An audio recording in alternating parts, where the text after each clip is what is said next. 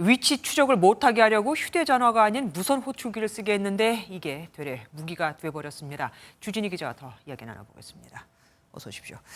어떻게 이런 폭발이 가능했을까? 이게 가장 궁금합니다. 지금 보니까 지금 호출기의 제조사, 그러니까 이름하고 뭐 이런 게 나오는 것 같은데 이 제조사에서는 뭐 당연히 우린 관계없다라고 얘기하고 있겠죠?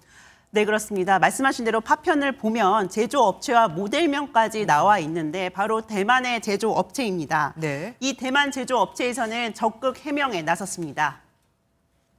互下去切我们公司的厂牌，每一台的部分有给我们一个这个 logo 的一个 brand 的费用。 추가로 뿌린 자료를 보면 호출기 안에 있는 배터리로는 폭발할 수가 없다. 수출 후에 호출기에 변화가 있었을 것 같다고 설명하고 있습니다. 즉 배터리 과열로 폭발한 것이 아닌 폭발물이 삽입되어 보이는데 유통 중에 폭발물이 삽입된 것 같다는 해석입니다. 그러니까 유럽에서 만들고 배송하는 과정에서 중간에 뭐 그런 것들이 들어갔다 이겁니다. 그런데 하필 호출기였습니다. 휴대전화가 아니고. 여기에는 이유가 있는데요. 헤즈볼라 측의 설명을 한번 들어보시겠습니다. The Mossad and the Israeli military targeting Hezbollah militants.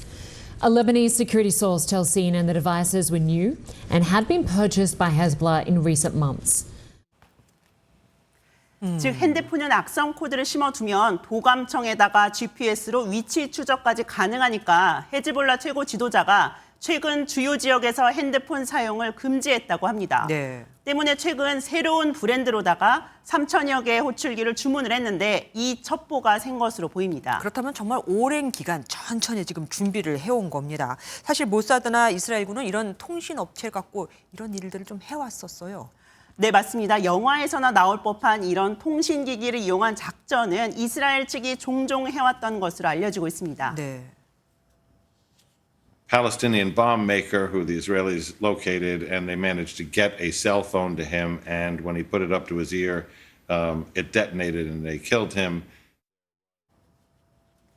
이런 사례는 중동에서 흔하지는 않아도 종종 있어 왔습니다. 특히 호출기는 휴대전화만큼 개인이 몸에 부착하고 있는 만큼 특정 인물이나 극소수에게 치명적인 부상을 입힐 수 있다는 점도 작전에서 활용됐을 것으로 보입니다. 그런데 이스라엘이 내가 하지 않았다라고 얘기를 안 하고 있습니다. 그러니까 당연히 또 이스라엘 소행으로 의심을 하기도 하는 건데 레바논이 보복 선언을 했습니다.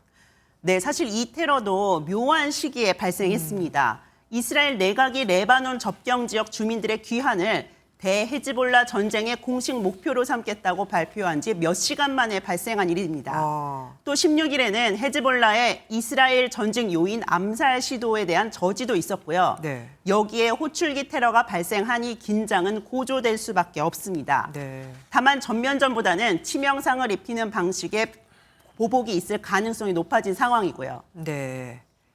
알겠습니다. 중동은 정말 바람 잘 날이 없습니다. 지금까지 국제부 주진희 기자와 함께했습니다.